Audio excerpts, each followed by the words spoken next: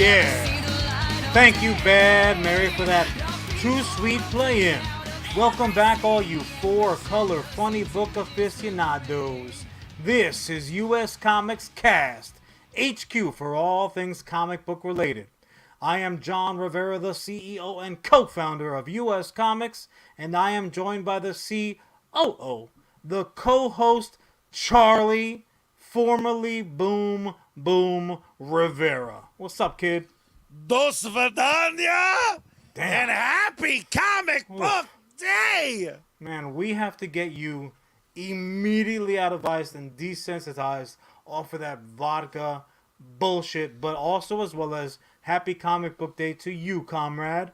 And frankly, to the multitudes watching and listening, if you dig the show or are just into that comic book content, feel free to drop a like, a follow, a comment. We are emotionally needy monsters, so we accept all forms of tribute.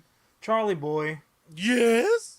there is so much going on, bro. There is. Obi-Wan. I mean, first of all, did you catch the new Obi-Wan? I caught the new Obi-Wan. Holy Did you shit. catch Miss Marvel? Who I wanted to introduce as Miss Maisel, but I was able to refrain myself. Miss Marvel dropped today at time of recording. Did you watch Not that? not only did I catch it, I was like, oh, okay. I fucking love this character now. Welcome to the fold. Yes, sir. Look, we're going to get there, but we realize that, especially with the Disney schedule being what it is, very often we are recording moments after something might have dropped, depending on how they choose to dish out that delicious content. And all the other streamers, obviously, they have their own prerogative, so that's fine. Good for them. They do what they got to do. So One thing Disney has done really well, not Yeah. to cut you off from your thought, please but do so. I now think everything comes out on Wednesday. So I was like, time to watch The Boys episode 4. The fuck, Amazon? Yeah, and between that Friday? Wednesdays, Fridays, Sundays, frankly, I'm running out of days that I can plan to live normal life, because here's the thing. We don't just look at this stupid show as something fun, as a little thing to do to pass the time. This is a responsibility. We are, this is Edward R. Murrow territory that we're dealing with. And the bottom line is this, like what I was going to say before I was so unceremoniously interrupted, but I forgive you. You're cute. Charlie had thrown to me something that, frankly, was not on my to-do list. And then there was a slight lull in the John programming, and I said, "Oh shit, I do have to watch Chip and Dale, the Rescue Rangers Chip movie." and Dale. Nice. I will ask you, Charlie, for the views. Let's save a little something. Let's save a little room for the Holy Ghost, and let's save that cover page for when we talk about it. But I love this fucking image that you threw up there just now. That is so appropriate.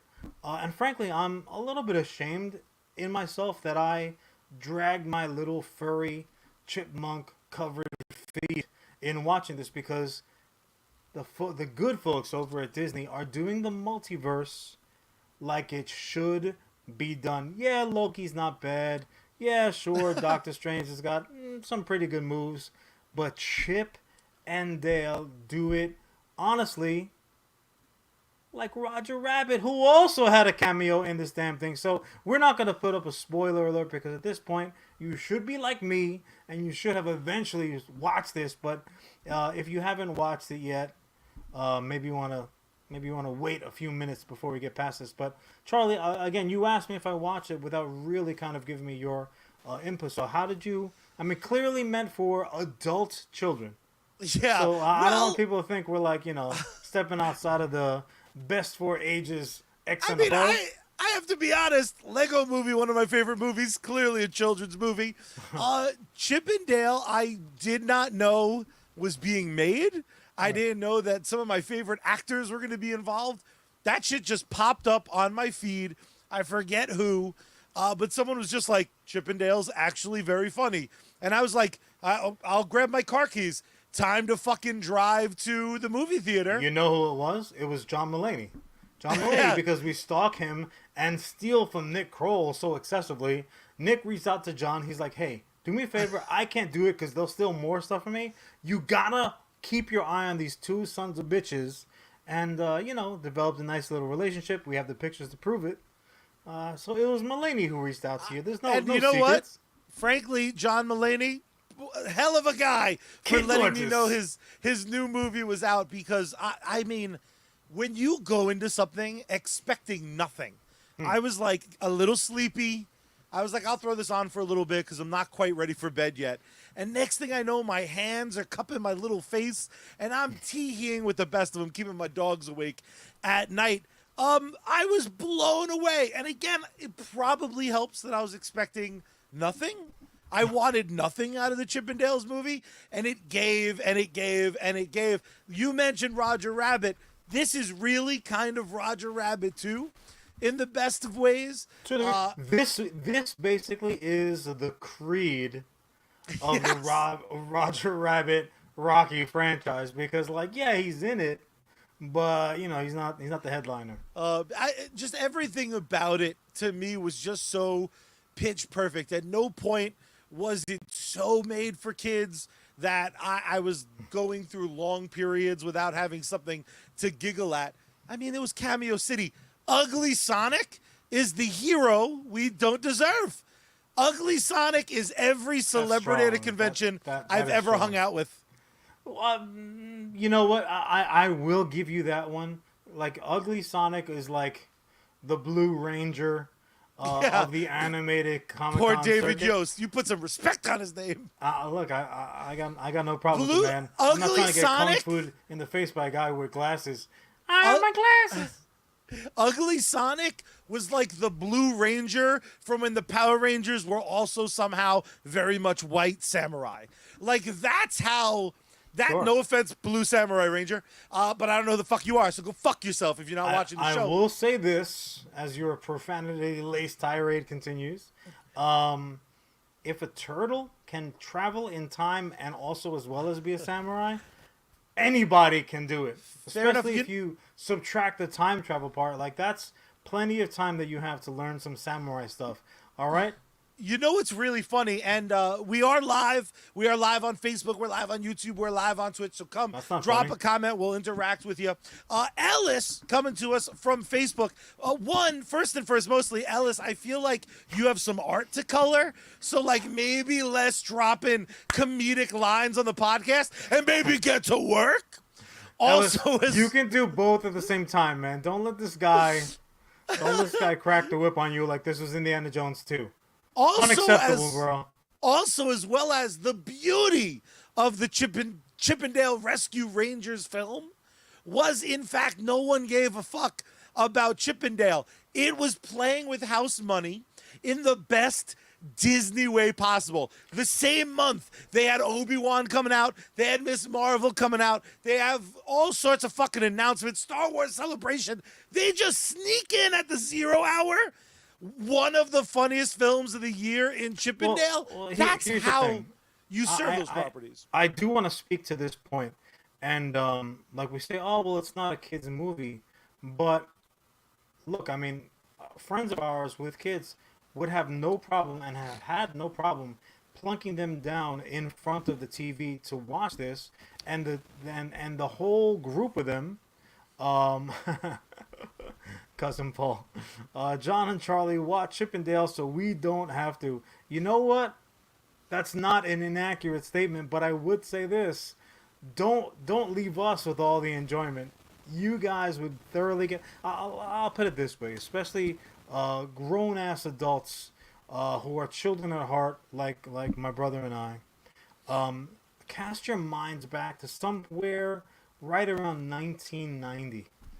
Okay, Disney Animation has rediscovered the television, and they proceed to put out nigh on like a decade of programming that would own the afternoon the way that the primetime networks used to fight over owning Saturday mornings. So I'm just gonna run through that Disney afternoon for you, and let's see if we can't bring some member berries up to give your undercarriage a bit of a how's your father. The Adventures of the gummy bears. To this day, I will insist, I will go head to head, nose to nose, mano a mano with anyone who wants to fight me on the fact that the fucking gummy bears had the most fire theme song out of anybody, and I'm including prime time. I'm talking about cable. I'm talking about pay to play TV shows. The Gummy Bears theme song was fire. A medieval bouncing on your ass teddy bear television show. Yes, please. Thank you very much. But it didn't stop there. DuckTales, the aforementioned Chip and Dale Rescue Rangers, Tailspin, Darkwing Duck, the first of several spin-offs from DuckTales, Goof Troop. Look, that's probably the one that if I had to play that, you have to lose one. That's the one I would go for. But Bonkers, Aladdin, Charlie's full-on Shining the Bannister meme television show, Gargoyles. What? And then for the later kids, Snookums and Meat funny cartoon show, The Lion King's Timon and Pumbaa. That's when they realized that shit works as a television show and not just like a kind of a cheesy straight to video sequel. The Quack Pack, and then none other than the Mighty Ducks. Charlie, that collection of series, this was your prime time sitting on the floor, legs crossed, crisscross, applesauce, TV watching years, and naturally, as your very, very beloved older brother, I forced myself to sit through and watch them with you. Honestly, those cartoons, what do those mean to you coming up, man? They're the classics that probably played a big role in why I'm like such a weirdly assembled human, but never get fucking credit. Don't blame them, bro. Don't blame them. They are the Farina breakfasts that I love, but I never think about as an adult. Because, again, Darkwing Duck? You mean better Batman? Yes, please. The Mighty Certainly Ducks cartoon. A stronger jawline than several of the cats under the cowl had. You're not lying. Like you mentioned, Gargoyles, the first series ever that made canon so important to me. Motherfucker stubs his toe in episode 18, never walks straight again in that whole motherfucking series. Gargoyles is like the animated Law and Order for children. It like really is. Like kids went to elementary school the next morning talking about like law procedural situations. You're like, where did you learn that stuff from? Like, do your parents have some problems? I'm like, nah, man, nah. No, just I needed to get a castle above the clouds because that's what the spell was, and I have future money now with my Tony Stark looking ass. Check out Ellis's comment, dude. Ellis is like the all-star. Charlie! I'm the one that does the comments. Not when you're talking. You can't do both at the same time, even you, buddy. But Ellis is the all-star commenter today so far. It's early, though. It's early. The out-of-work Star Wars actors cartoon, Gargoyles, and we loved it. Because I don't give a fuck about Star Trek. I said Star Wars because I don't even acknowledge Star Trek. Anything with because you're a Mongoloan. What are you gonna do? What are you crazy? Anything with Star in the beginning of it is dynamite. Listen to me right here. They need to 2020. I know everyone is mad because they say Star Trek is too woke now, but until I start seeing some spics in space, like all my favorite Star Wars characters now, Star Trek can get the back of the line. See, but once again, you really can't in commentary like that because you don't watch any of their material. So I'm going to go ahead and issue you a fucking final zip it because you don't know what you're talking about. And frankly, you're bringing down my credentials. You know what? But okay, fair enough. Yeah. No, that's usually what happens. When you get put head first into the back of the squad car, they're not asking for your opinion. They're called orders, Maverick. Anyways. So you had, in essence, you had all of the, you had cameos from most, if not all, of the important cartoon headliners that we all knew from having a brother that was cartoon age appropriate in the late, in the early to mid 90s. But you had a ton of other cameos work their way in there. Dude, Stan Marsh. Stan Marsh, He-Man and Skeletor, just like up to their On Disney? regular. Oh my! I mean, there was just so much. And truth be told, this was one of those type of so many things happening at once. As I was watching it, I'm having the thought, I have to watch this again at some point, and like be ready with the pause button, because there are certain moments for sure that are missed. But the greater overarching story is a good one. And you mentioned the talent. I don't know if you want to run through the cast. That might be a good idea if you want to pull that up. I will. But the bottom line is this: like, just like any other entertainment, it doesn't really matter the format as far as I'm concerned. If the writing and the story are not good, it's very, very difficult, nigh on impossible, to end up with a good product at the end of the day. This is a situation where the writing was good, the story was good, the voice talent that they selected, and the live action talent, because it was one of those like original Disney created crossover events. Disney was the first to intermingle live action and cartoons. Look it up. But when it all hit, and then you pepper in all the clever cameos, like the Rogan stuff, where multiple Rogan characters that all clearly had his Just same amazing. pickled for 100 years voice, was just it just hit so perfectly for me. I was legitimately laughing out loud. My dogs were looking at me like I had finally. Nope, that was it. He finally lost it. It's over. Pack your bags, let's grab some kibble, and head out the door. It was really an enjoyable flick to me, man. So just to complete the thought, this Yeah. was the cast. This is just the greatest hits. We got John Mulaney, Andy Samberg, Seth Rogen, J.K. Simmons, Will Arnett, Eric Bana, Keegan Michael Key. We got Dennis Haysbert playing Zipper, which is just the most chef's kiss fucking casting of all goddamn time. Oh, Zipper. Zipper getting it on, kid. Yes. It's just fucking Zipper, awesome. Zipper should be permanently attached to the phrase, it's not the size of the dog in the fight, it's the size of the fight and the dog. Because Zipper, you my dog, dog. You know what I'm saying? Like, that Zipper, was honestly, Rescue Rangers was, to my mind, that first awkward conversation when you had with your buddies. I'm not gonna go into details, but it usually ended up with, would you? I would. I mean, I would. But you know what? I do want to say that's this. That's how he gets canceled. I didn't say nothing, on man. Zipper's girl. Good luck. Hey, ho, ho, hey, oh, oh. You are drawing connections. You are lining up stuff on the big board. Your name is Charlie, but you're not that Charlie. I said nothing of the sort, bro. I said nothing of the sort. But I will say this. Rescue Rangers, you want to talk about like woke, forget about woke. They were so far ahead of their game. All right, so you have a pair of non-related chipmunks. They're both chipmunks. Charlie, do they look exactly the same? No, there's no stereotypes there.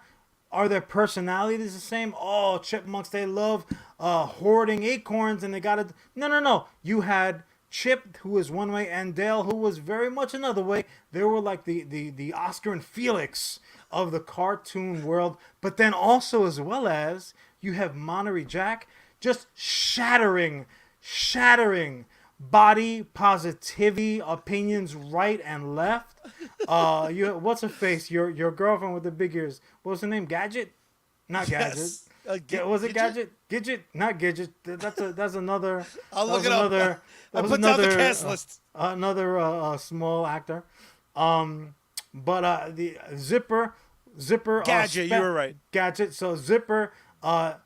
Mute in the series, we find out that he was actually a voice capable actor who was there, just baby. playing mute.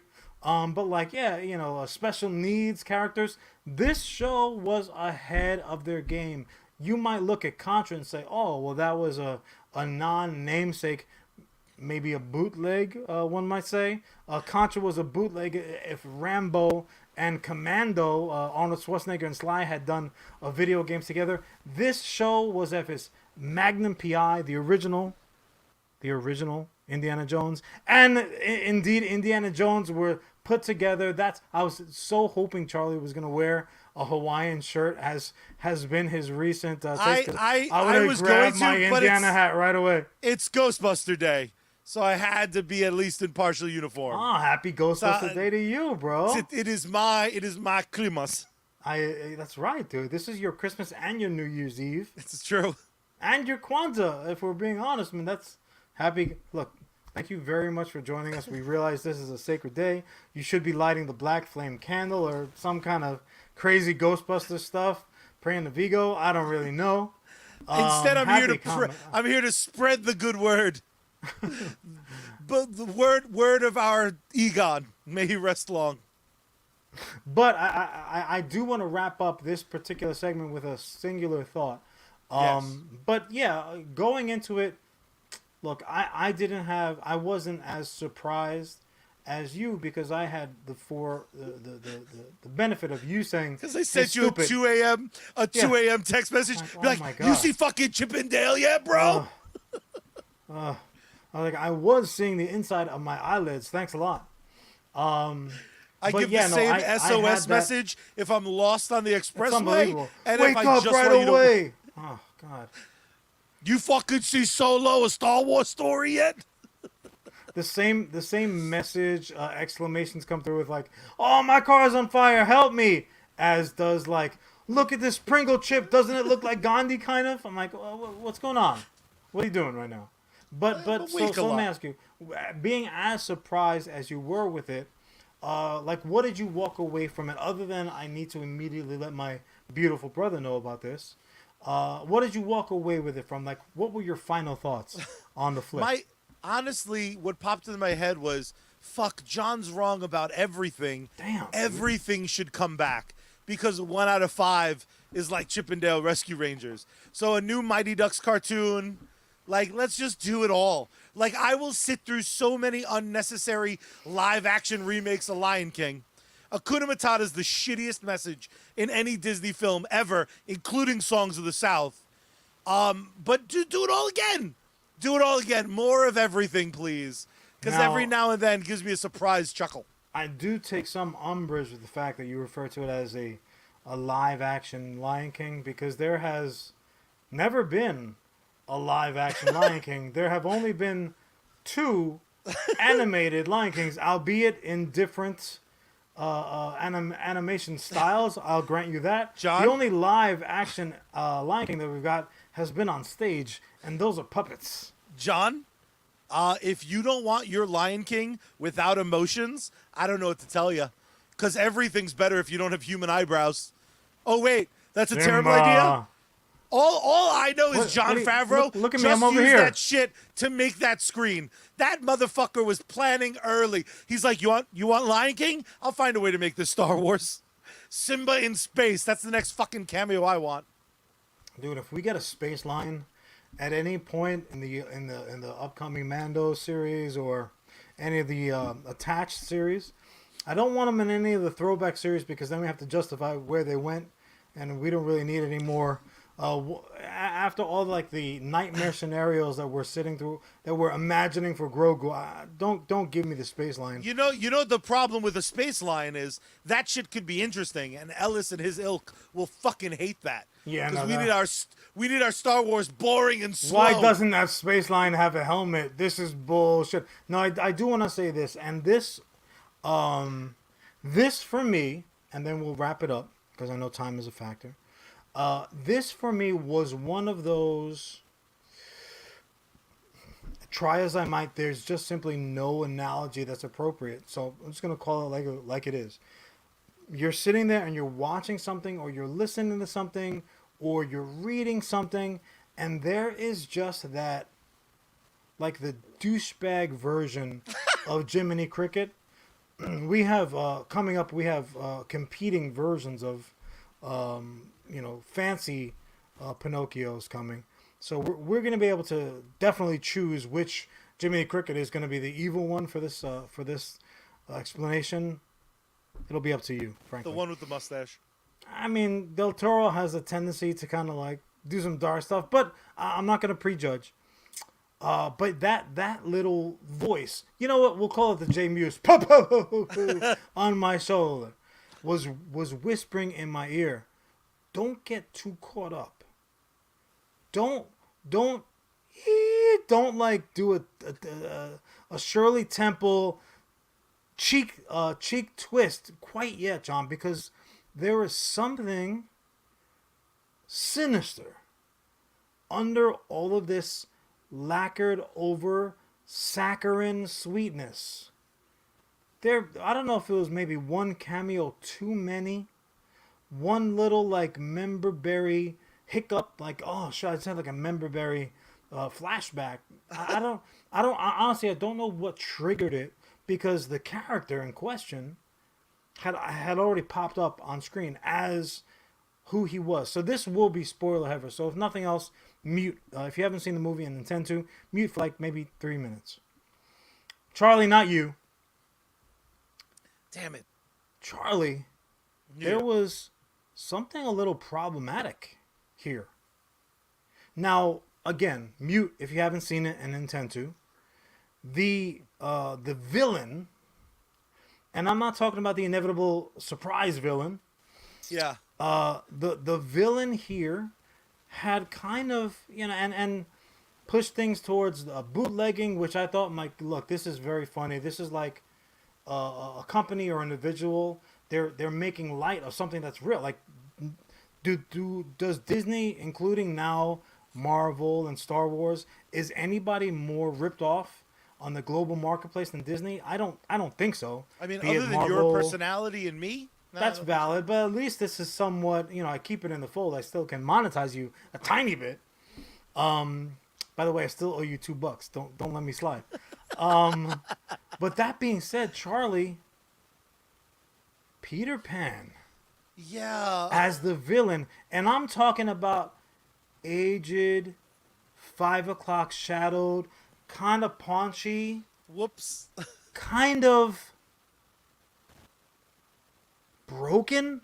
Charlie, did that not reek of Bobby Driscoll to you? It like I didn't notice it when I watched the movie, but I Okay. watched the movie from midnight to 2 a.m. So yeah. Someone pointed it out to me, like, how fucked up is it? And I was like, oh no. Disney's a bunch of monsters. I let myself slip, and I forgot that they're all shitheads over there. But, so here's the thing. Minus So Jon Favreau. anything- Everyone at Disney sucks. Well, but I mean, look at the creators of this content. So here's the thing. I'm a fan. I shouldn't say I love. I'm a fan of all kinds of comedy, be it like fruity, like very bland, G-rated puppets. I don't care. If it's funny, it's funny. But also, as well as I do subscribe to nothing is off the table, nothing is above being joked about. But like, this really wasn't a joke. So I'll say this, and I'll try to do it quickly. So the one of the two original human beings hired for Disney, for the live action Disney productions, was a child actor by the name of Bobby Driscoll. And it's funny, Charlie, you actually reminded me to talk about it when you fucking mentioned Song of the South. Song of the South, at this point, everyone should at least know, was a very, very problematic, very early output from Disney. Even then, at the time, like, you know how sometimes something will come out and the explanation will be, or the justification will be like, well, it was a different time. Dude, when that came out, people were like sitting cross-armed, like, whoa, what, are you kidding me right now? Why is every plantation look like, for lack of a better analogy, Main Street, Disney World? Why is everything like so beautiful and everyone's happy to be there? The racist stereotypes, and the funny thing is too, like, Song of the South still very much has a foothold in the Disney parks. If you go on Splash Mountain, Those are Song of the South characters that you're seeing, Briar Rabbit and Briar Fox and all that stuff. That should be called like racist ass, get your ass wet mountain. But that probably too much for the signage. But that all being said, Bobby Driscoll had Song of the South, Dear to My Heart, Treasure Island, and even RKO's The Window. So great. So he is like this little Hollywood dude, right? He was also the voice and the visage for the cartoon Peter Pan. We can fly, we can fly, we can fly. Beloved, there's still, right now, there's a 3-hour wait for that fucking ride in Disney. He did a lot of stuff. He put on the tights more often than fucking Tommy the Green Ranger and paraded out in them way longer than he should have. But, and this was almost the archetype for like the discarded child actor stereotype that became all too common that you would hear about as he got older. And I know it sounds like we're almost talking about the fucking character from this flick, and I'm not trying to take down the flick. I thoroughly enjoyed it, but it is a 1-for-1. He kind of his adolescence took its toll. His skin was all pimply, and his voice was changing, and no longer could he embody Peter Pan.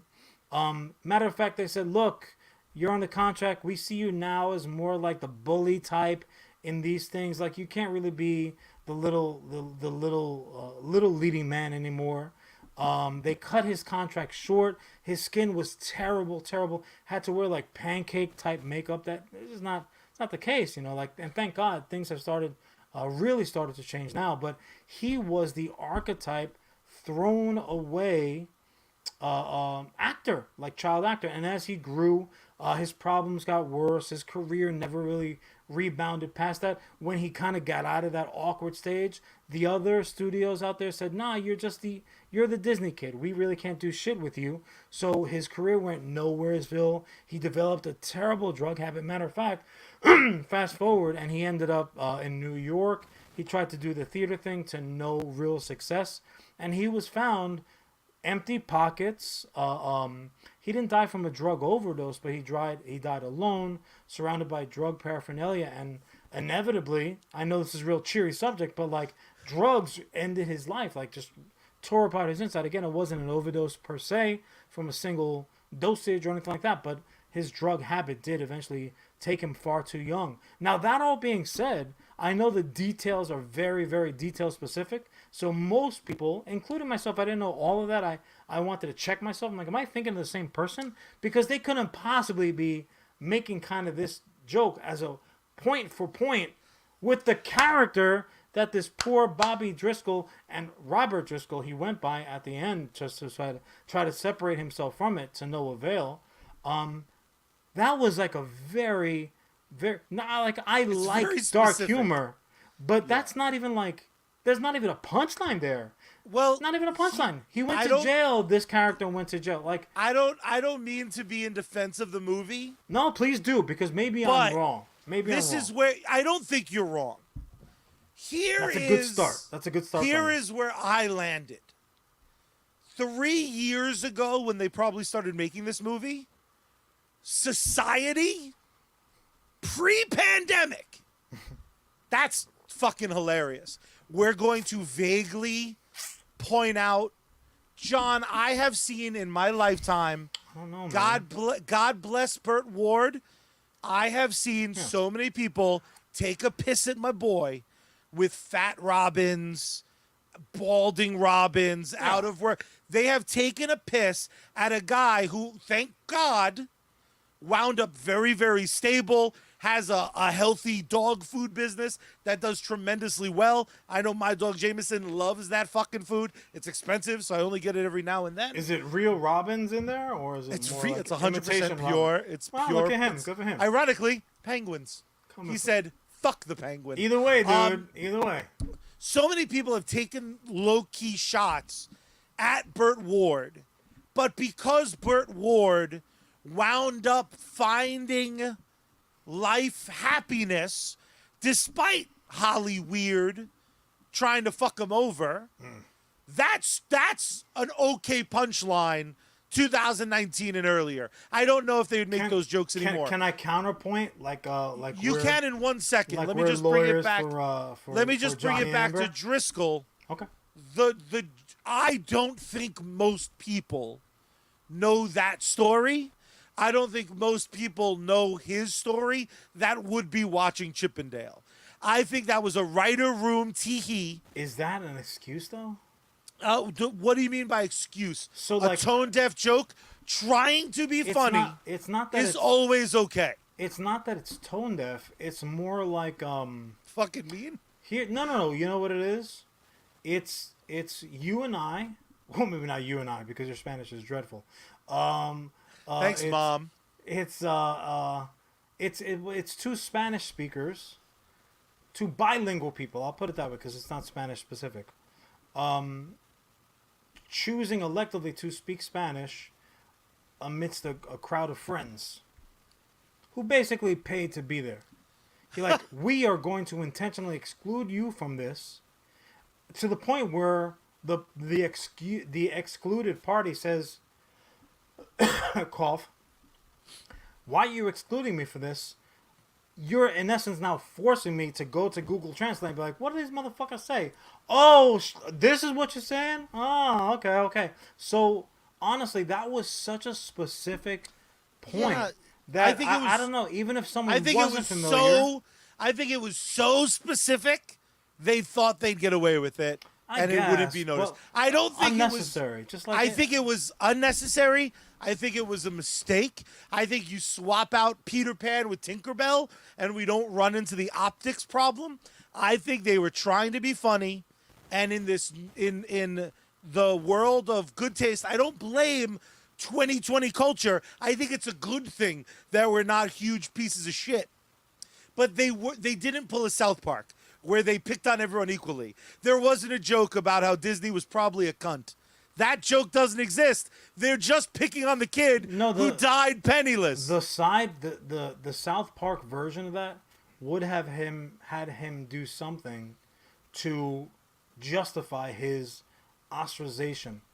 He would have wound up being the good guy. He was, in essence, like almost every comic book villain's prequel. Like, this is why he became a bad guy, but he's at the current moment, he's still the bad guy. Like Syndrome, at least had an out afterwards. Yeah. Like, there was no real fucking Syndrome that died that like looked just like this kid. I mean, he even looked like him. Honestly, Alice Tinkerbell was already a villain. She's an awful person in the original cartoon, and I got news for you: all fairies are somewhat awful, just flying around.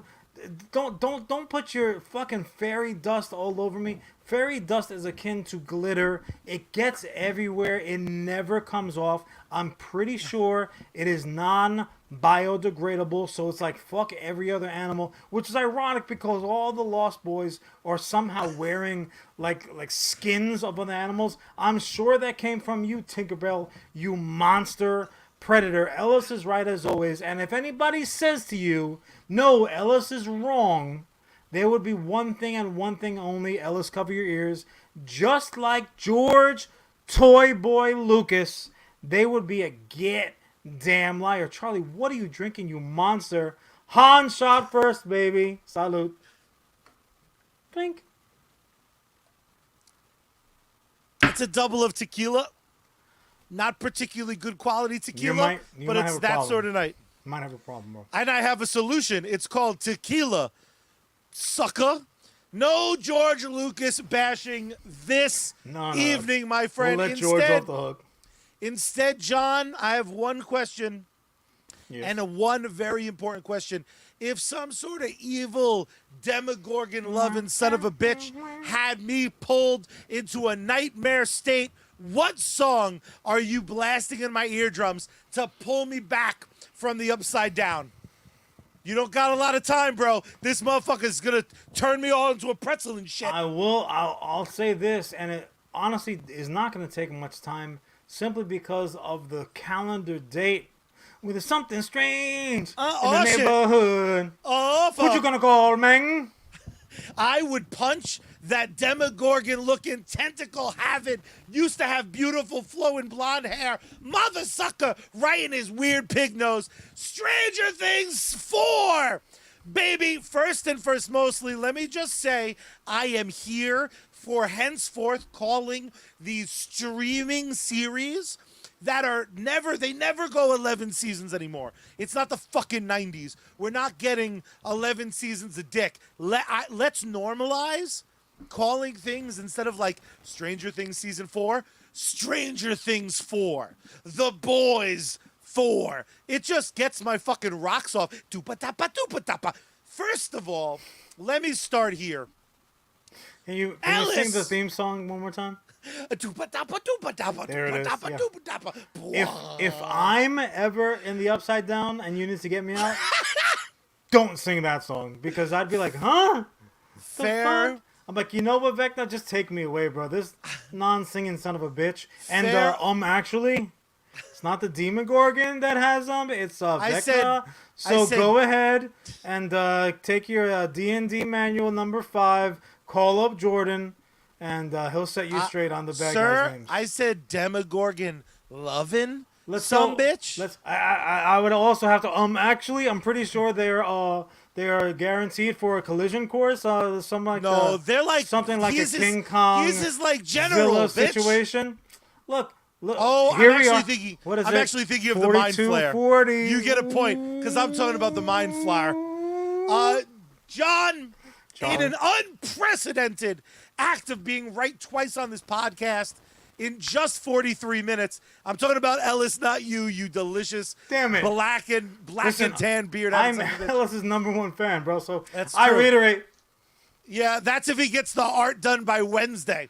Ellis, you take your time. If it shows up on Thursday, John's going to turn on you quick. Ellis, off of Facebook, saying Stranger Things 4 was a triumphant return to form for a series after a weak third season. I'm not sure I totally agree with the implication that Stranger Things 3 was unworthy. Do I think he's not implying it all. He's straight up saying it. Yeah, I think that Stranger Things 3, I do list shit because I'm an American. Unlike my commie-ass brother.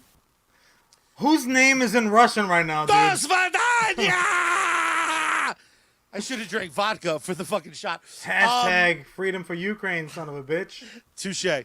John, Yes. I think Stranger Things was the exact adrenaline boost that society needed right now, because everybody, when the Stranger Things 4 trailer dropped, the teaser before it, when they announced the fucking start date, everyone had the exact same thing to say. Who gives a fuck about these 36-year-olds playing kids still? We get it. The one kid's bones aren't great. Get the fuck out of here, buddy. Did you catch when Millie Bobby Brown was like, how old are our characters? It's like, I was 12 when I was kissing you. That's messed up. Dude, there's nothing better than she's like a sincere little person. And she's like a little, like, barely could get the waffles apart on her own. We met her, she was a fetus. Well, and, that's season 2, she was an embryo, and now she's like a real person, and she's funny. Yeah, the worst part is I just saw her on Hot Ones. It's that like talk show where they eat hot wings and they ask them questions. Oh, that could not have gone well. Dude, about halfway, first mostly, she dresses like an 18-year-old now, and I hate it. I'm like, you go and put on a waffle costume right now, bitch. You're America's little kid. You don't get to be old. But there's a rumor, to be totally off topic, there's a rumor that the next Star Wars spinoff after Obi-Wan is going to be about Leia, and allegedly 11 has been cast. Which really? I'm like, Millie Bobby Brown, let's do this. I could see it. I can see it. She has to grow her hair back. I know Kathleen Kennedy. She kind of like made a point that she's an asshole. She only gets to talk about movies. They're not letting her touch TV. She can eat a bag of dicks. Well, I think that's not a sexual she said thing. That they're going to return to the time period of the original trilogy, specifically for that reason. So that I'm saying, like, that would fit in with that theory. So I'd have Well, no we'll problem see. with But it. about Stranger Things, John, I was one of those people that was like, You "Who took the us fuck?" off page, man. That's my bad. Yeah, John, stop letting me take us off So I page. was like, stop touching the wheel. I didn't touch the wheel. I'm in the back seat. And go back to bed, John. Stranger Things says, wake up, get your, that's how you're going to ruin your teeth. You have to watch the video version on YouTube, Twitch, or Facebook to get what that was about. Because I'm not telling you, ear listeners, you pieces of shit. I'll screen You grab it, creeps. guys. It's all right. I'm here for you. You goddamn creeps. I was one of those people that was like, I don't think I give a shit about Stranger Things anymore. We'll get to Ellis's comment in just a I'm just second. gonna put it up there. This Ellis is the reason why people should watch the video. Looking at you, Well, Casey. You know what? Maybe that's accurate. Because if you're watching this on your phone, the print is too small. They're like, Batman said that Millie Bobby Brown is older than Carrie Fisher was. Interesting fact. It's not that I like dislike. I'm actually like I'm a defender of Stranger Things 3. But because Daredevil. I think that was like the year 2000. Like that shit came out so long ago. That came out a pandemic ago. Yeah.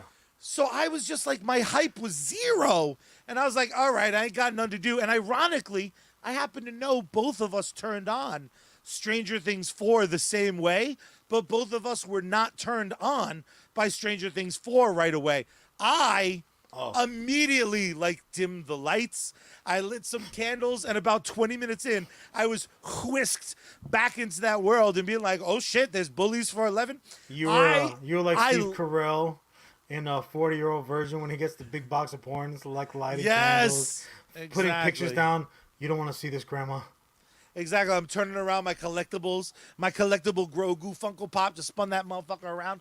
John, He's 50, man. He's seen worse things. I was so fucking... I didn't realize how much I missed these characters, these relationships, the special sort of melodrama that's able to happen while there's literal monsters. Yeah. And this season, more than any season before it, literally they explain to a newer character... They're just like, yeah, so, like, you know, like this plane of existence? There's one under us, and it's fucked up. And, like, we fought it and won, but we had a superhero friend, and now we don't have a superhero friend. So, like, we're probably fucked, but, like, that's why you saw that fucked up shit. And the character, God bless him, was like, yeah. I mean, because here's the thing. The character would never confuse the Mind Flayer for another character because he's unlike Charlie. He is a D&D player. Yeah. Oh, so you're saying with beautiful hair. Like Charlie wouldn't know a stack tracker if it hit you in the face that I ordered straight from Jordan. Charlie would be like, whatever. Yeah, no, all my stats are fucking maxed you, out because I'm a cheater. I'm gonna kick it to you, John.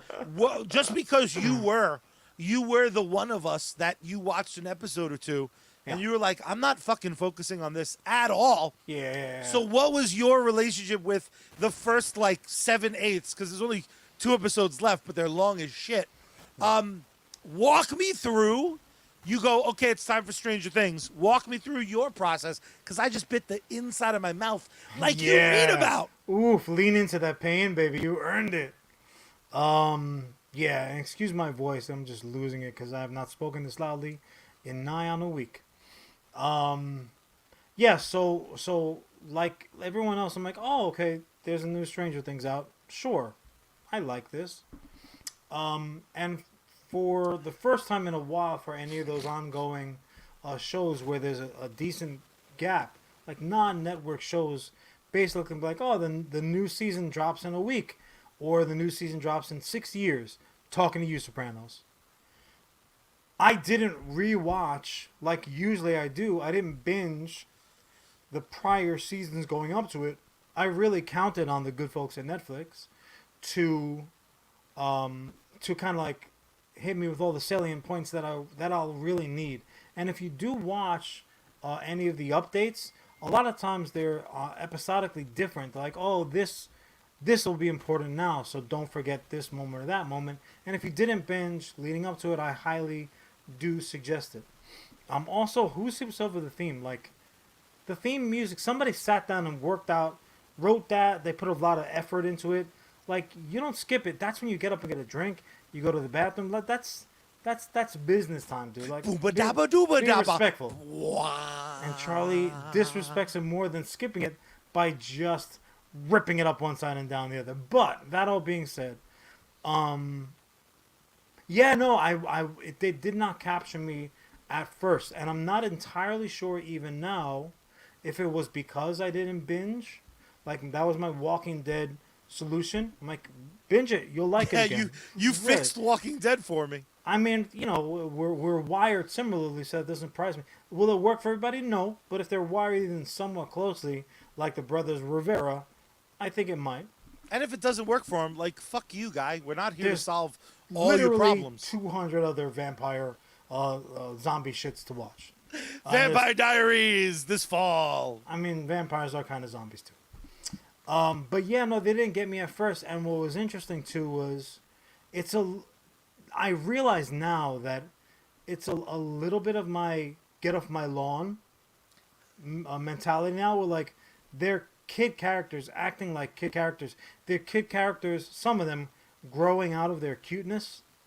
Like, I'm like, you're like, when did you turn into a young Adrian Brody? You were like a cute little kid. There are certain characters that are now, like, in their awkward stages, which happens to all of us, I'm told. I was a beautiful kid. I'm still in my awkward stage. Mom says this is all baby fat. So, not the three steaks I had for lunch. The first episode, maybe and a half, episode and 3/4, was so over the top. Like, that's why I like it.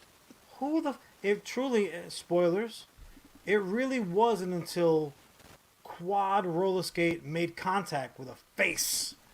Because the whole time I'm like, beat the shit out of him. Like, go fight. Like, what are you doing? What are you doing? So I had, like, character issues. I'm like, why wouldn't you do this? Why wouldn't you do that? Which is stupid because it's a fictionalized thing. Naturally, Netflix is doing a nice job with this because this was not somebody else's fucking IP. Because God knows they have not been doing particularly well taking somebody else's shit and putting it on the screen.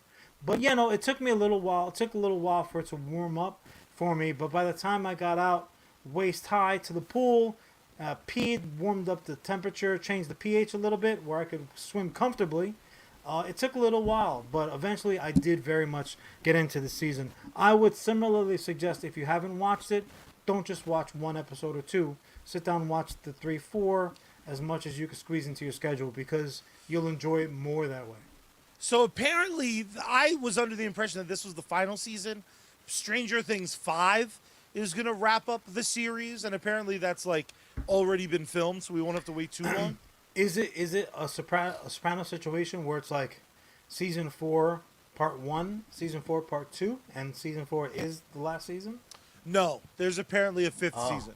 So there is a part 2 of season 4, but there's also as well as a final season. Allegedly. 5. Allegedly. I don't know shit about shit, and I did where does that come from? I'm going to go ahead and do my online. Online.com. I got to check that out. Here's the truth. I'm 75% sure Millie Bobby Brown said it on Hot Ones. That there's a season 5. She was being poisoned by hot sauce at the time. You can't take... That's like waterboarding somebody and then thinking, they're telling me the truth now. I know where the weapons are. She also totally cheated. She took the little mousy bites. I'm like, your face isn't hot. Get out of here. Did you feel like a shake or something like that? She had a big milkshake from Five Guys. Come on, Millie. First of all, if you're dating Bon Jovi's son, you're soft. You're soft, Millie. She also did a lot for my allergic to peanuts brethren because she had all sorts of questions why that fucking floor is covered in peanuts. And it's because they're goddamn assholes. First and first, mostly, Ellis, I see what you're trying to do in the chat, and I'm not going to dignify it with reading it, sir. But, John, Ellis is my spirit animal. Where, just because, again, we are always, always, always fighting the clock, my dear brother, where does Stranger Things 4 lineup. Like if you had to make a list. I'm kidding. John does not do that. I simply want to know, after finally getting on board. I was like, I know you're a vegetarian, but taste this cheeseburger. How good is it?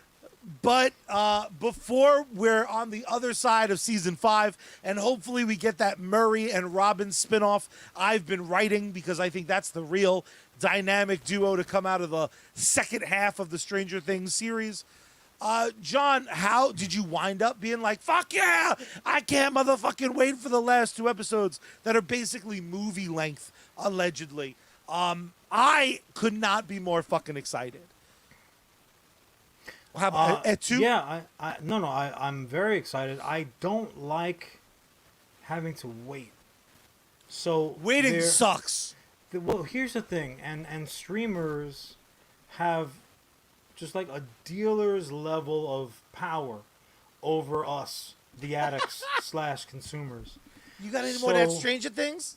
Well, here's the thing too. I don't need the special effects finished. A show that I'll be referencing shortly, they dropped their new season. They're like, oh, here's what you wanted early, and here's 3 episodes. And like, yay! And then they're like, you like that, right? Yeah, that shit hit good. Like an episode of The Wire, where you're like, oh, yeah, let me get some more of that WMD, baby. Ooh, yeah. And they're like, haha, you like that? See you next week, bitch.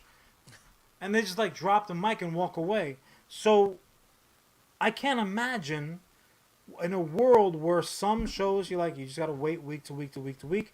HBO, they have the good grace to start streaming a show like literally a minute after it starts playing live. Whereas other shows, if you miss South Park live, they're like, see you tomorrow. And you're like, fuck, people are already gonna be talking about the punchlines by then. And also as well as who's got Paramount? Nobody.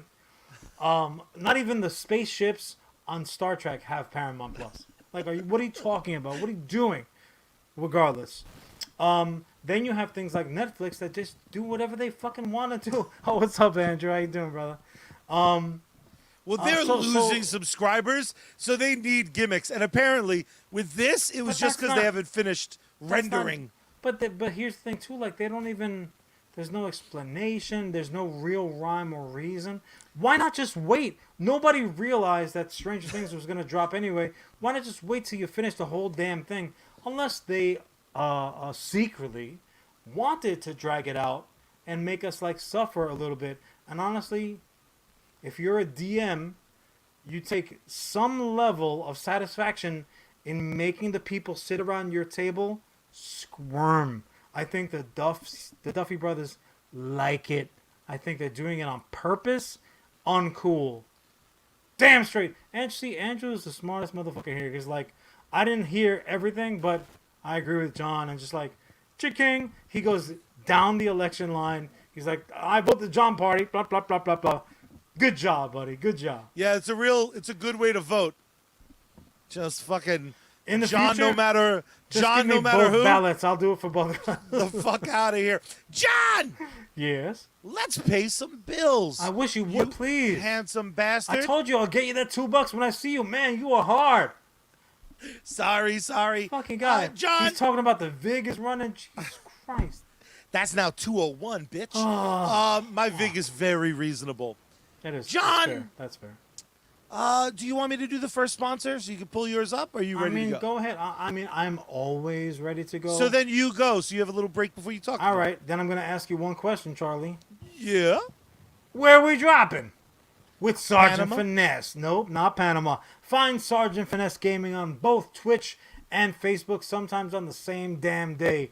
Multiple streams every day. Outstanding video game content. Supporter games, co-streams, giveaways, contests. Don't be a sucker. Check them out today. If you need to pick me up, though, Sarge can't really help you out other than getting you a dope discount code at checkout. And I'm talking about sneakenergy.com. Good, clean, sugar-free energy. Follow the White Rabbit over to sneakenergy.com. Use code SGT at checkout. If you're looking for some fresh new merch, you gotta wait. You just gotta wait because Sarge is no longer using that former suckerful company. If I'm not mistaken, by the time he relocates out to Florida, I think he might even be doing it himself, or having some alligator that lives in a pond behind his house do it for him. Or maybe even Charlie. I'm not sure. But the bottom line is this. When Sarge is on deck, you salute. GG, son. And when the truth is, there's only so many hours in the day, and some of those hours need to be filled with the sounds of music. And do I have some of the best goddamn music for your earlobes possible? And that, of course, comes from our friends at Bad Mary. You can follow them across all their socials at Bad Mary Band. You can go to their website right now, badmary.com. Check out their brand new music video for Floor is Lava. My favorite thing about Bad Mary is the fact that you can support them financially over on patreon.com/Bad Mary. My second favorite thing is you can listen to their entire discography, including Floor is Lava, right now on any single streaming service. What are some of those streaming? What are some of those streaming services? What are some of those streaming services? You can check them out on Spotify, YouTube Music, Apple Music, iHeart, and even Deezer, a streaming service I've never fucking heard of before. John! Yes? Fucking give Bad Mary some money, goddammit. Listen, I do give Bad Mary Bad Mary money in that I am personally a subscriber to their Twitch channel. Also, as well as both Charlie and myself have paid good damn money and drank a nice little load to see them live. Gonna be doing the same thing. They actually have an upcoming show here in NYC across the river that I'll be attending. They're also as well as going to be part of a I'm not even sure what you would call it. It's like not necessarily a concert series. It's more like kind of a day of art where my very own Sancho Panza is going to be doing some stuff theatrically with his group. Bad Mary is going to be doing stuff musically with theirs, so I hope that you, Charlie, will join me there. Andrew, maybe you can come too, brother. We want to get as many of the theater. Fucking all go. Everybody listening, everybody watching. Listening, everybody hearing this a week from now. Just go. You'll be a little late. Don't worry about it. But it's fine. Just wait till the next show. My favorite thing about Charlie's favorite thing is that my favorite thing about them is that you can give them money. That's a fan, bro. That is a real damn fan.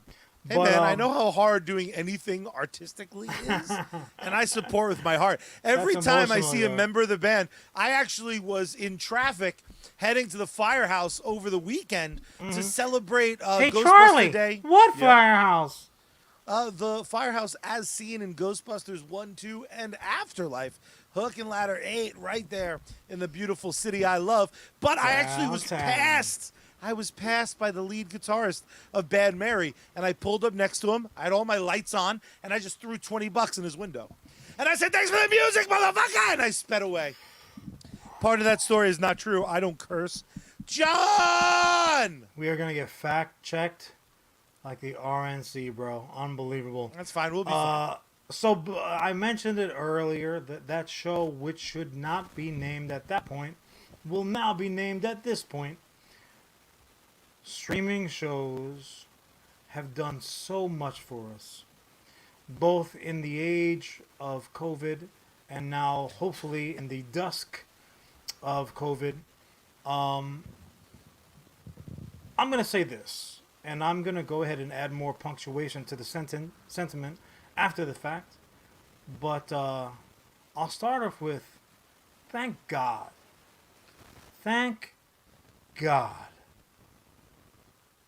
for The Boys. Let's hear it for The Boys! The Boys' new season has dropped, and they are who I was The Boys 4! Not subtly referencing when they dropped 3 episodes earlier than expected. But like, here's 3. Wet your whistle. We'll see you in a week. And we know we're going to see you in a week. We know it. You're addicted. And I am addicted. I love this comic. Matter of fact, I just ordered up hardcover versions of my collected editions. Awesome.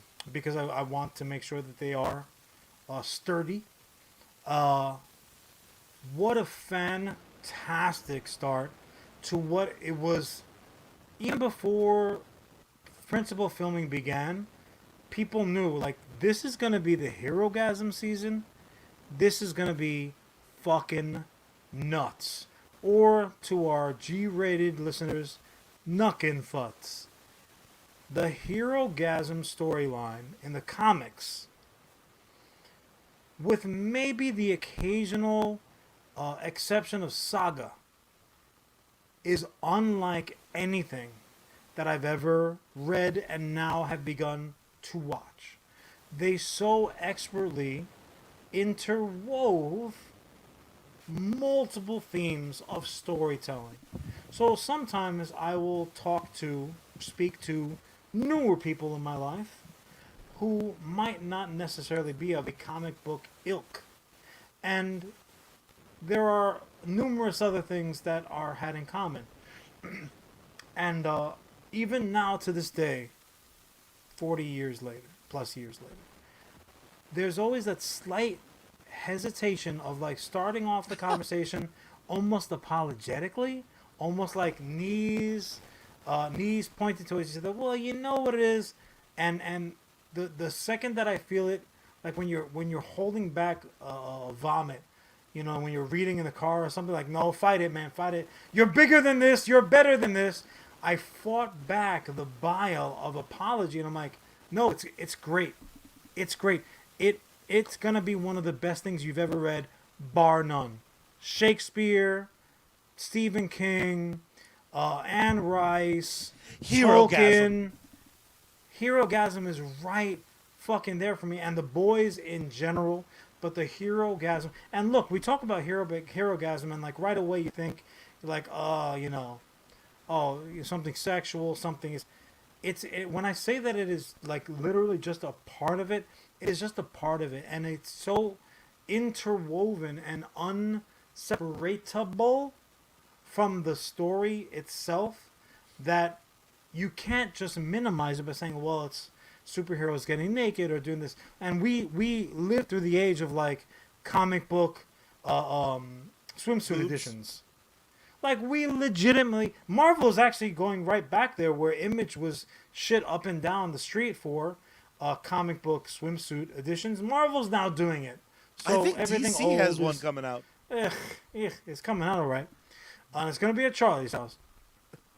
But that being said, the new season has started off just perfectly. Just perfectly. The evolution of characters, the continual overarching growth. It's a adult story if you're just looking at it one for one. And I'm talking about this season, but I do also want to talk about the series in general, both the comic and the show, because there's something casual viewers might not recognize. But Charlie, I'll throw it right back to you because I know you caught right up. How did you feel this started for you? It's so far as fucking perfect as Stormfront giving you a burnt up hand job while she lays dying. Like, the fucking lack of punches pulled in 3 episodes of a television show. And Hero-gasm is probably the apex of the boys' comic books. And the series has proven better than the book at every turn for me. Obviously, that's a personal feeling. So you know what? Let's get back to that because I have a theory about that for you. If the first 3 episodes are any indication of quality, I didn't think it was possible, but I think we're 3 episodes in on the best boys season ever, and arguably, as far as like dark comic books go that are being turned into live action anything, this might be setting that measuring stick that I know you fucking hate, but I'm obsessed with because I love ranking shit. I love seeing how do you push the envelope, and we're just a year removed from Invincible knocking my fucking socks off with the added superpower of being animated. Yeah. This doing this shit in live action, it's everything I dreamt about when I was becoming obsessed with comic books as a kid, and getting to see end over end the fact that I'm living in a world where Kamala Khan is having her superpowers fixed like Superman before her. That's a topic for another day. we're living through the best superhero television, like the former champ was Lois and Clark, the New Adventures of Superman, and since then there's been 83 shows that are superior, and we haven't even gotten to superior yet. It's fucking awesome, bro. Knocked my socks off and then came in the socks, and now those socks are rigid. That is graphically gross. Well, welcome to The Boys season 4. Because we live in a world where rigidity is not given anywhere near the level of respect I think it should, because if someone can stick to their guns, they deserve a little something for the effort. But I've also been told, if a mighty tree, 2 stories tall, if it doesn't bend, inevitably it will break. So I will be that proverbial tree for only Charlie, and I will break my own rule. And Charlie, I'm going to say this, even though we are indeed only 3 episodes in to this newest, you're straying straight at my soul, and it is creepy as fuck. Even though we're only 3 episodes in, I will comfortably anoint the boys, middle initial F, because his full name is The Fucking Boys, but he doesn't really use his middle initial very often. I will anoint The Boys as the best live action comic book television show. Period. No list. Don't ask me about number 2, because I will smack the bandana off your face like you were Cole Cabana bitching about his contract. But The Boys is the best there has ever been. Potentially the best that there ever will be. And I'm not just saying this to be, to be argumentative, or to be, or like to use Charlie's vernacular, to take a piss on anything going on over at Marvel. I know DC, Bandito, you're trying your best. If I was Charlie, I'd say, oh, buddy. DC, oh, you're trying. Look at you. Oh, buddies, you're still showing up. Hey, that's something. But yeah, in spite of the good work that's being done elsewhere on other channels and streamers and other attempts, The Boys is just the best. Now, to get back to my original point, The Boys, just as a general story, works on multiple levels. If you're looking at it as a 1-for-1, if you're looking at it having no background information on these characters, as if like a comic book company started out of the blue with like 50 characters that you don't know but are in their own world very well defined already, and you kind of start in the middle of story like in Media Ren, like I don't know, like USComics coming. But The Boys also, as well as, they have this established, it's like you showed up in the middle of a party that has already been going on before you got there, and probably will be going on long after you leave. That's what The Boys is. But as a 1-for-1 narrative, people can just take it at face value and be like, oh, this is really cool. Oh, corporate greed, I totally get that. Power corrupting, absolutely, I totally understand. Oh, the media lies to me, shock and fucking awe, great. Oh, rebelling against the big brother, all these concepts are not new to people. So when you put it in a comic book superhero framework, anyone, in essence, is going to get that, unless they were living under a rock. Now, if you're coming from a place of geektitude, like the brothers Rivera and 92% of the viewers and listeners of this program, you know that in addition to being a 1-for-1 involved, retrospective, self-aware narrative, it's also very much as well as satire. It's satire about our culture currently. It's satire about the comic book industry and the storytelling. So it's one of those things, it's like chocolate covered broccoli. It tastes good and it's good for you. It's hitting on multiple levels. The Boys, honestly, The Boys is just so damn good. Now, Charlie, I'm going to throw it back to you before I go down to my rigmarole. What do you feel about that? Like, do you look at it as like as like kind of like teaching a lesson to quote unquote comic book superhero type fans? Do you find like it's taking a shot at our society values?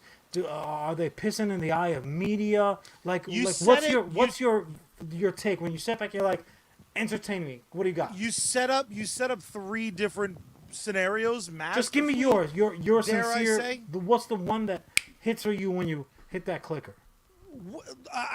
I'm gonna cheat and I'm gonna give 2, but only 1 for the show. Cheater. Because the comic book series was very much pissing in the face of the big 2.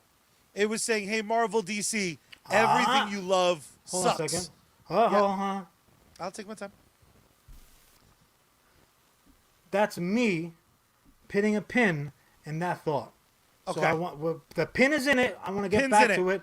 You're Talk in about charge the show. Give me the show. You're in charge of pulling the pin.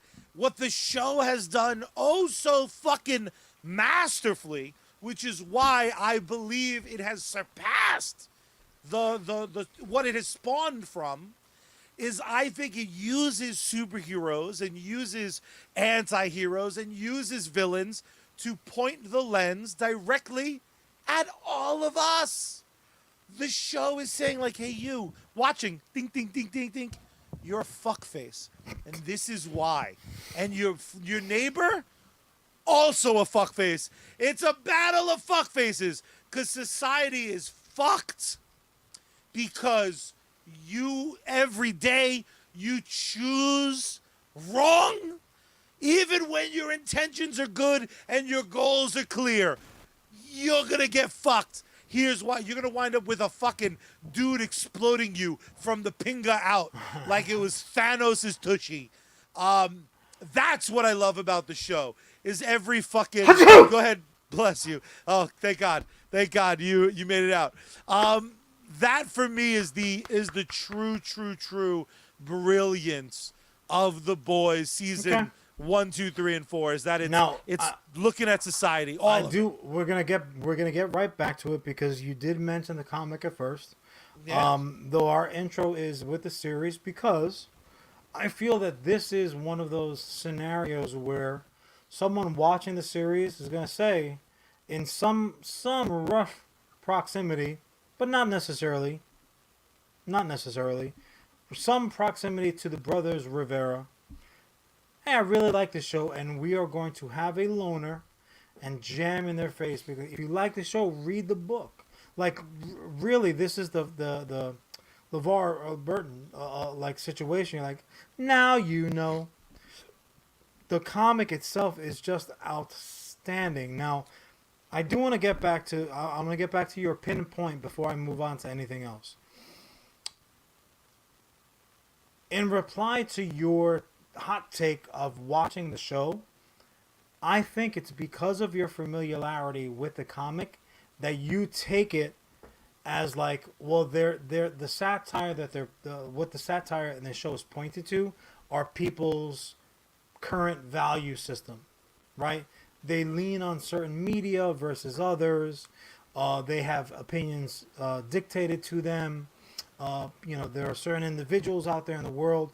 If you certain power that you might have, be it physical or emotional or societal, you will use it to subjugate people.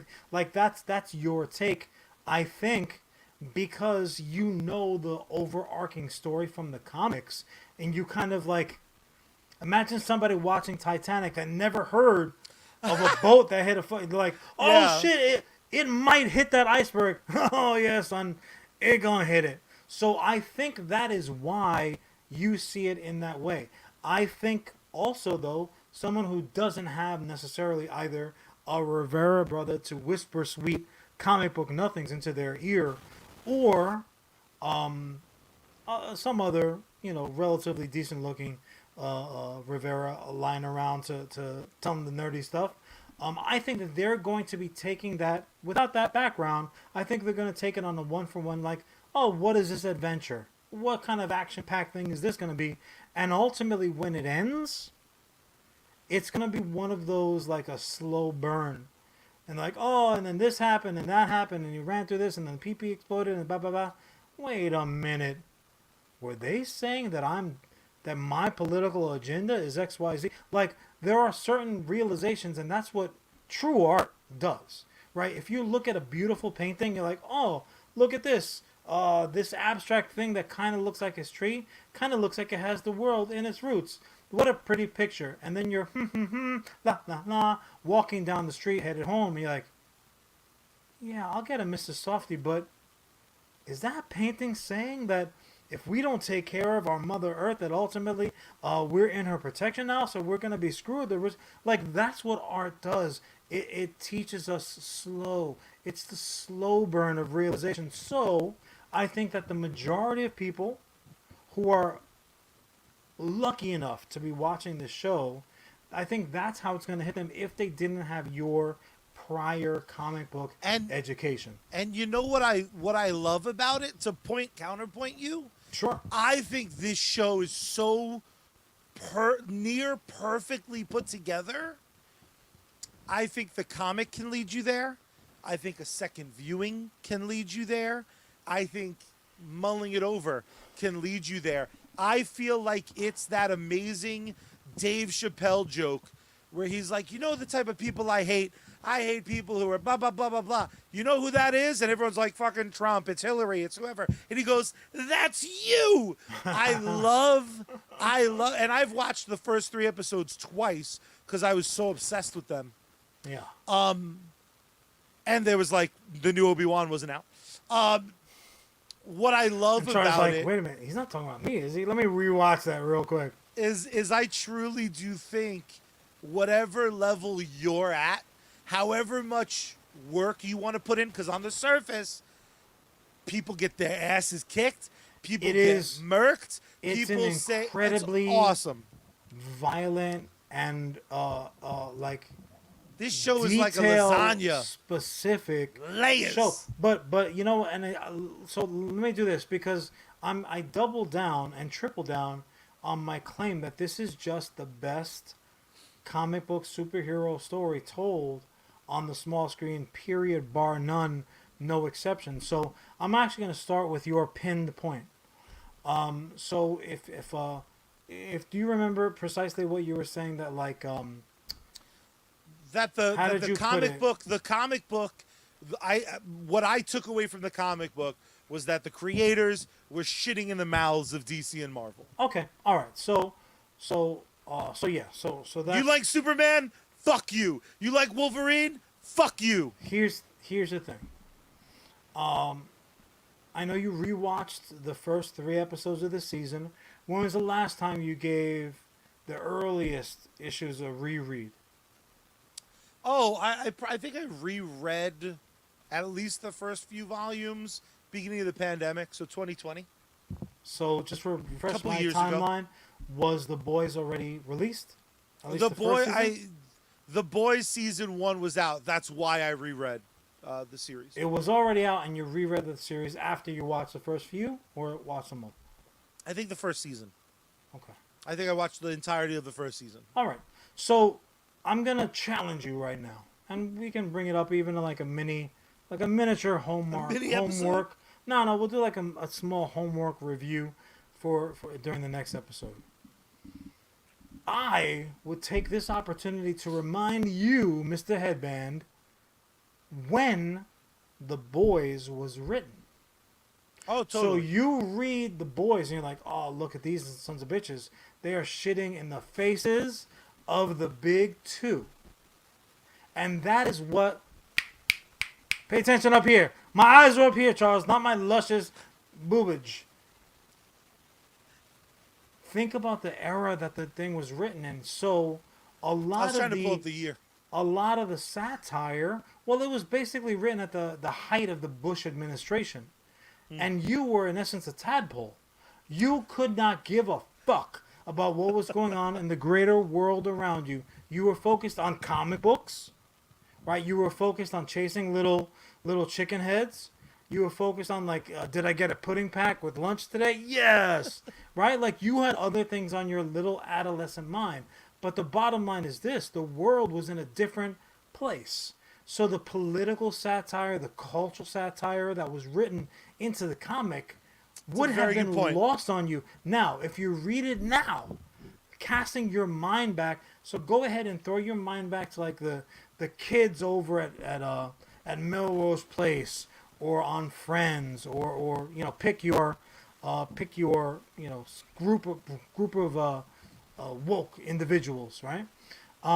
Think about what their dailies looked like hidden WMDs, and like these are things that are almost like punchlines now because they're so far removed from our current nightmares, which are equally, if not more, scary. But that's what the comics were talking about. So because that shit was over your head, or like it didn't register to your current mind because you weren't like aware of it when it happened, your focus is like, oh, like look at this superhero stuff. So you are the inverse version. You are like a non-comic book.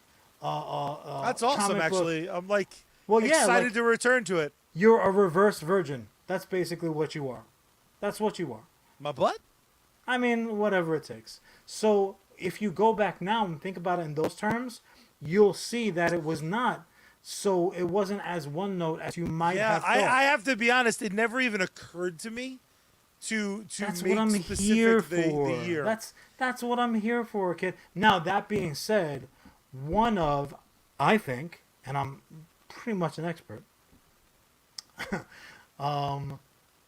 I think one of the real reasons why The Boys is as successful as a show right now is that while it has slavish devotion to certain aspects of the comics as an adaptation, there are certain things that are like, well, this isn't going to work now. It's fucking 2022. So we can't have this be the focal point. We know we're going to go ahead, let's substitute. They don't just throw it away. They say, all right, so we're going to turn this into that. So it matches those social and political commentary points, but it uses like, well, we don't have heavy cream, but here's some whipped cream instead. You're like, oh, fuck it, whipped cream is delicious and low calorie. Nom, nom, nom, nom, nom, nom, nom. So they end up tweaking and changing to greater effect, and it works better because of when we are. You know that saying that like accept no substitutes? I think around the time The Boys came out, and certainly after, a lot of people took bites at this particular apple. How do we say something societal through the spectrum of Breaking Bad, some heroes? What's amazing about the series... Sure, yeah, that's not unique. Of course, but being aware of those other things, this becomes a lot less about... I'll use specifically Boys 4 as the talking point. There is a Captain America type in this season. That's not the point, though. Like, you see him and you're like, that's supposed to be Captain America. What else? And the show doesn't have a bag of what else.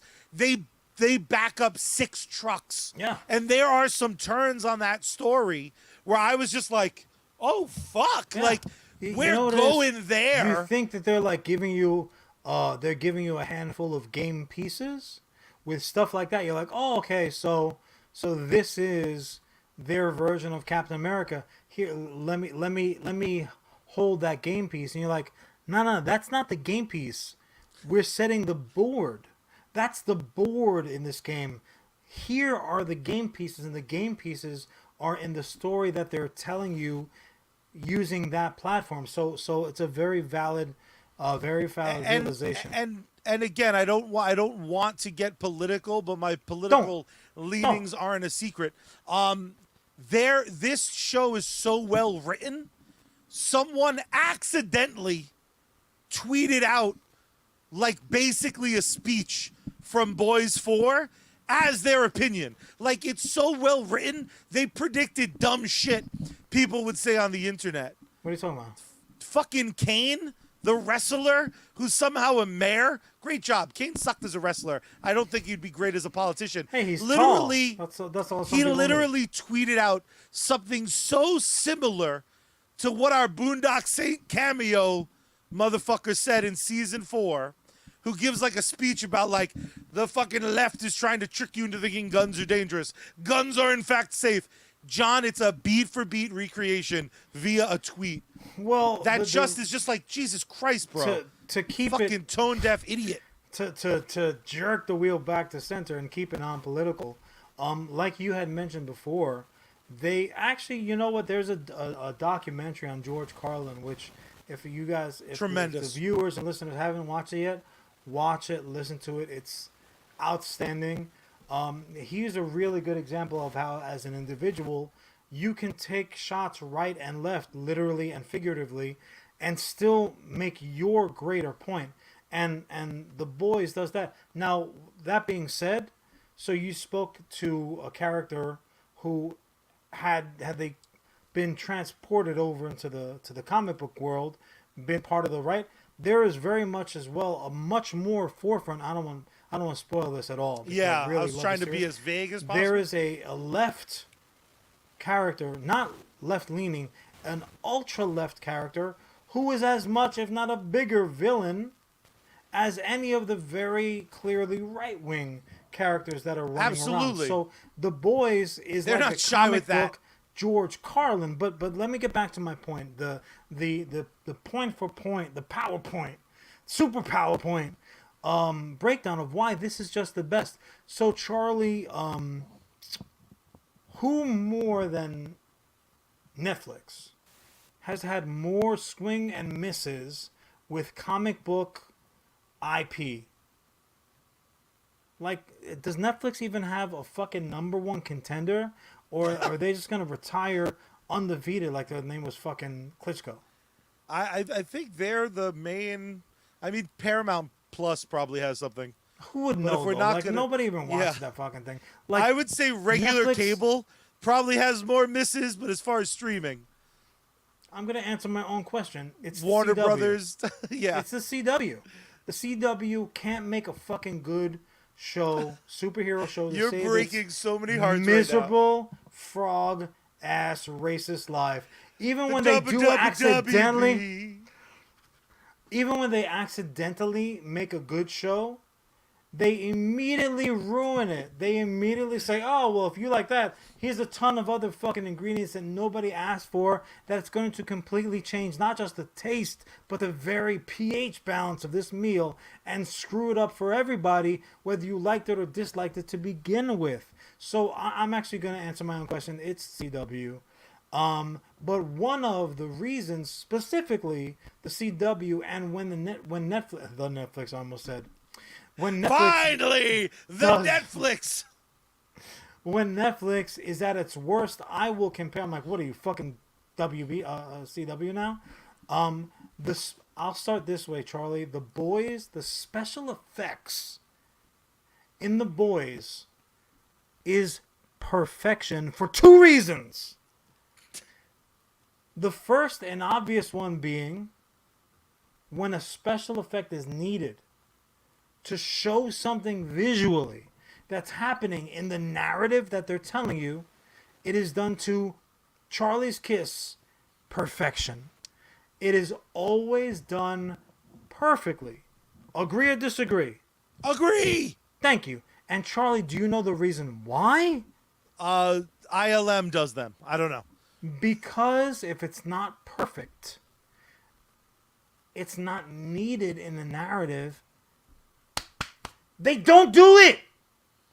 It's just like making dinosaurs using Transformer frog DNA. Just because you can do something doesn't mean you should do something. This isn't show and tell. Just because they can make an effect, just because I can cover somebody's face with like something that gets... So clearly I'm taking a piss on Marvel's fucking... Oh boy, he's worked up. Whatever. Feeling like Jeff O'Neill hitting one long when somebody's talking about my chicken leg. So, flying squirrel, don't fuck with me, son. So Marvel has this fascination with, and I'm gonna go ahead and blame the fucking space movie and Joey Tribbiani above all else for like having these masks that like fold up upon themselves, microbot technology, blah blah blah blah blah.